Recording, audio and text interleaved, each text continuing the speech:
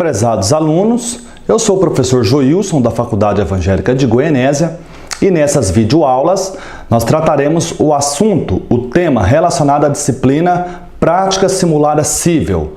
Trataremos das audiências cíveis. São 4 as audiências no processo civil: audiência de conciliação ou mediação, audiência de justificação, audiência preliminar e audiência de instrução e julgamento. O esclarecimento inicial é importante. O objetivo dessas videoaulas não é ensinar ninguém a advogar, tá? O objetivo dessas videoaulas aqui é meramente acadêmico, tá? É oferecer subsídio para que você realize uma boa audiência simulada de instrução e julgamento como critério avaliativo da disciplina. Ok? Então, avante.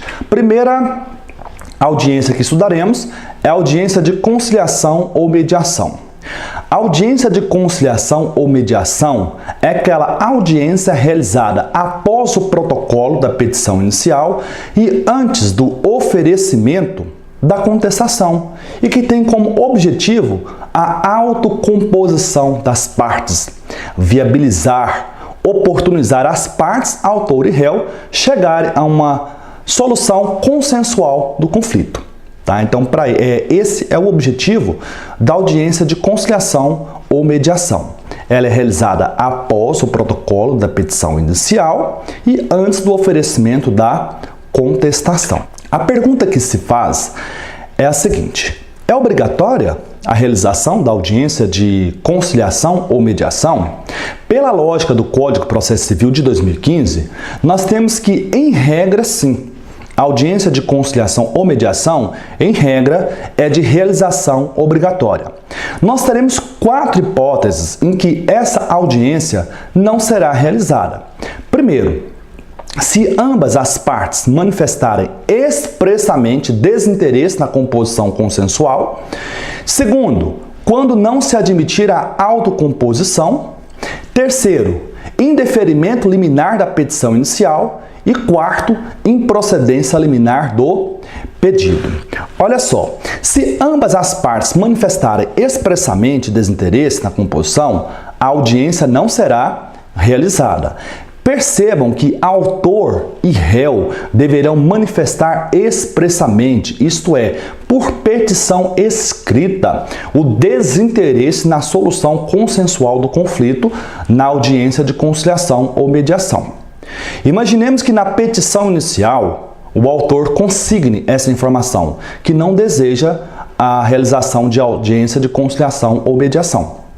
Olha, quando o juiz receber a petição inicial, não sendo hipótese de indeferimento liminar da petição inicial, indeferimento liminar do pedido, emenda inicial, o juiz vai despachar a inicial, recebendo-a e determinando a citação do réu para comparecer na audiência de conciliação ou mediação.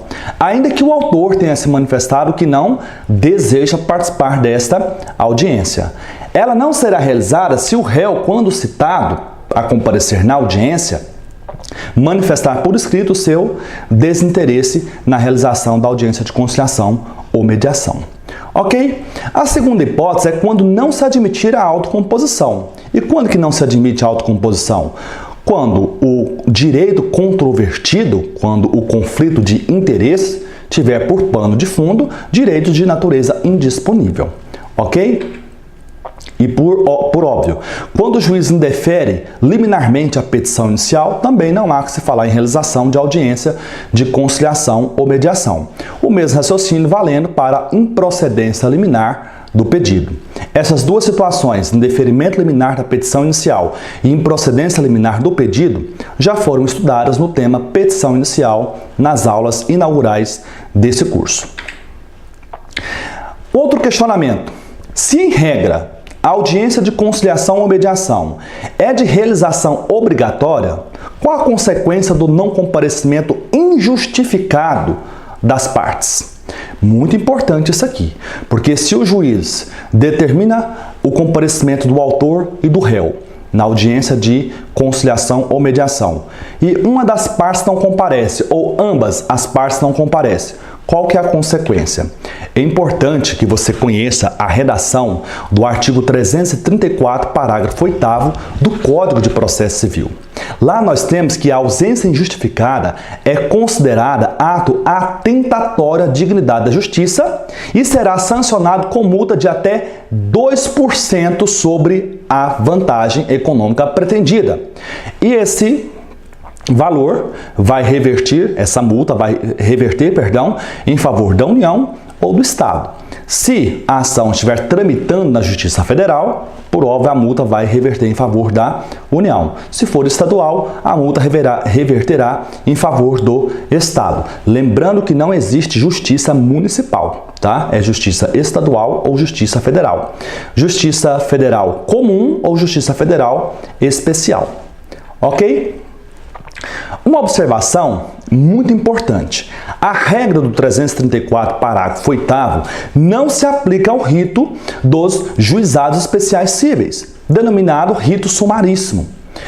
O artigo 51, inciso 1º da Lei 9.099 de 95, que dispõe sobre o processo no âmbito dos juizados especiais cíveis e criminais, dispõe que será extinto sem resolução do mérito quando o autor deixar de comparecer a qualquer das audiências do processo, inclusive a audiência de conciliação.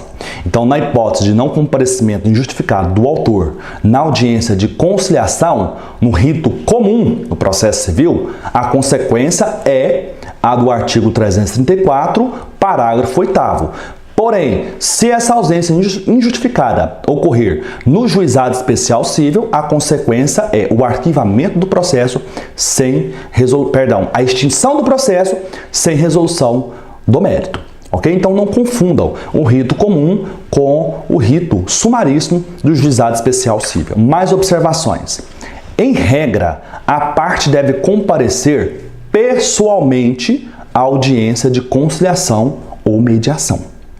Só que o parágrafo 10 do artigo 334 do Código de Processo Civil autoriza as partes a constituição de representante por meio de procuração específica para que essa pessoa, que foi nomeada como mandatária da parte, compareça à audiência. Tá? Existe essa possibilidade. A doutrina, inclusive, entende que o próprio advogado constituído pela parte, pelo autor ou pelo réu, pode fazer às vezes desse representante. Não temos ainda um posicionamento da jurisprudência, se existe essa possibilidade. No juizado especial civil, há a vedação. O advogado não pode, por exemplo, representar a parte. Ok? Aí nós sabemos, audiência de conciliação ou mediação. Qual que é a diferença de conciliar com mediar? Qual que é a diferença do papel desempenhado pelo conciliador e do papel desempenhado pelo mediador? Essas diferenças, elas estão consignadas nos parágrafos 2º e 3º do Código de Processo Civil, lá do artigo 165. Lá diz assim: o conciliador atuará preferencialmente nos casos em que não houver vínculo anterior entre as partes. Então, essa é a parte principal do conceito. Atuará preferencialmente nos casos em que não houver vínculo anterior entre as partes. Por exemplo, demanda que envolva acidente de trânsito, erro médico, relação de consumo, etc. Então, o conciliador, ele atua nessas demandas. Ele pode sugerir soluções para o litígio, sendo vedada pelo Código de Processo Civil por uma questão óbvia a utilização de qualquer tipo de constrangimento ou intimidação para que as partes conciliem. Já o mediador, segundo o próprio Código de Processo Civil, ele vai atuar preferencialmente nos casos em que houver vínculo anterior entre as partes. Exemplo, direito de vizinhança, relações de família, direito societário, etc. Tá? Então, o mediador atua nas demandas em que há um vínculo anterior entre as partes, ao passo em que o conciliador atua preferencialmente onde não há vínculo anterior entre as partes. O conciliador, conforme vimos, ele pode inclusive sugerir soluções pacíficas e não seja necessário o prolongamento do processo. Vamos dizer, o réu oferecer contestação, audiências, etc. Encerrar o processo ali por meio de uma autocomposição. O conciliador pode interferir no sentido de sugerir soluções consensuais do litígio. Já o mediador não. O mediador não tem esse papel. O mediador, ele vai tentar restabelecer, ele vai tentar resgatar a comunicação entre as partes, para que elas reflitam sobre quais seriam, as soluções consensuais que mais gerariam benefícios para ambas. Tá? Então o mediador, ele não vai sugerir soluções. Ele vai tentar resgatar a comunicação para que as partes, por elas mesmas, cheguem em uma solução consensual do conflito. Muito cuidado, que eu pude perceber durante as aulas expositivas, alguns alunos me questionando se eu não estaria invertendo os conceitos de conciliador com mediador. Não estou invertendo. Vocês podem olhar aqui o artigo 165, parágrafo 2º e parágrafo 3º, que esse é o papel do conciliador e esse é o papel do mediador, certo? Olha só, obtida a autocomposição, o processo vai ser extinto com resolução do mérito. Isso é, por meio de uma sentença homologatória que, por óbvio, faz coisa julgada material, tá? Fundamento, artigo 487, inciso 3, a linha B do Código de Processo Civil.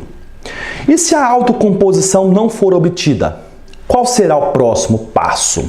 Olha só. Se as partes não se autocompuserem na audiência de conciliação ou mediação, nos termos do artigo 335, inciso 1 do Código de Processo Civil, o réu deverá ser citado na própria audiência para oferecer contestação no prazo de 15 dias. E aqui a gente encerra, então, a audiência de conciliação ou mediação. Tá? Não tem muitos detalhes, é só isso mesmo. Vamos analisar agora uma outra audiência pouco conhecida no meio acadêmico e, em certa medida, até mesmo no meio forense. É a denominada audiência de justificação. No Código de Processo Civil, a audiência de justificação ela é designada quando o magistrado, nas ações de natureza possessória, interdito proibitório, manutenção de posse, reintegração de posse, são essas ações de natureza possessória. Elas são designadas quando o magistrado estiver em dúvida acerca do preenchimento ou não dos requisitos específicos próprios das ações possessórias para enfrentar o pedido de concessão da liminar. Só que atenção, em regra, a audiência de justificação ela é realizada nas ações de natureza possessória, mas nós temos outras demandas em que se admite a audiência de justificação. Por exemplo, o juiz pode, e ele tem esse poder geral de cautela, de intimar o autor para que em uma audiência de justificação ele colha algumas provas ali que ele repute necessária para enfrentar o pedido liminar. Então, por exemplo, numa cautelar de separação de corpos, ele pode realizar a audiência de justificação. Não há nenhum problema quanto a isso. Ok? Mas, regra geral, na praxe forense, a audiência de justificação ela é realizada nas ações de natureza possessória. Em termos de finalidade, a audiência de justificação ela é destinada à produção superficial da prova oral, considerando que o ato se destina exclusivamente à ouvida de testemunhas do autor, sem permitir, em regra, a ouvida de testemunhas do réu. Então, vejam só. Na audiência de justificação, o objetivo é produzir superficialmente prova oral para o deferimento ou indeferimento da liminar pleiteada pelo autor. O réu vai poder produzir prova? Em regra, não. Em regra, não. Agora, por uma questão constitucional, devido ao processo legal, contraditório e ampla defesa, o réu vai ser intimado para comparecer nessa audiência e acompanhar a produção da prova. Ok? Mas ele não vai produzir prova alguma na audiência de justificação. Certo? Essa audiência ela tem por objetivo, então, demonstrar de modo superficial e precário a prova dos seguintes requisitos. Primeiro, o exercício da posse anteriormente à turbação ou ao esbulho. Então, o autor ele pretende uma liminar, ele pretende recuperar a sua posse ou manter a sua posse, eventualmente perdida, eventualmente comprometida. Ele tem que provar, ele tinha um exercício da posse antes da turbação ou do esbulho. Depois, que ele sofreu turbação ou que sofreu esbulho e que o réu ameaça praticar ato de violência. o que justifica, por exemplo, ajuizamento de ação de interdito proibitório. Depois ele tem que provar que perdeu a posse após a agressão ou que o seu exercício está comprometido, na hipótese de ação de manutenção de posse. Depois, a data da turbação ou do esbulho. Observação. Isso aqui já é muito batido na doutrina. Só terá lugar audiência de justificação e em ação possessória quando for hipótese de posse de força nova. Isto é, tiver menos de ano e dia, conforme o artigo 558 do Código de Processo Civil.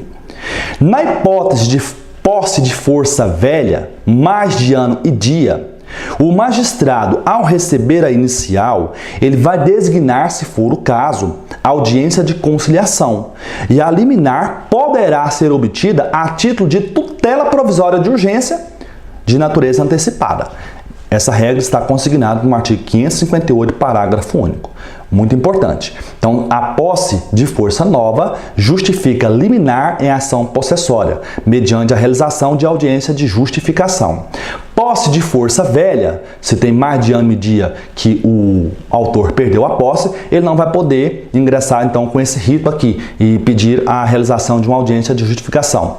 Tá? O juiz vai realizar uma audiência de conciliação e, se for o caso, se estiverem presentes os requisitos, se o juiz estiver convencido da presença dos requisitos, vai antecipar, a título de tutela provisória de urgência, um provimento jurisdicional para a recuperação da posse ou para a manutenção da posse. Para todos os efeitos, conforme eu disse agora há pouco, o réu deverá ser citado, entre aspas, o correto é intimado, para comparecer à audiência de justificação.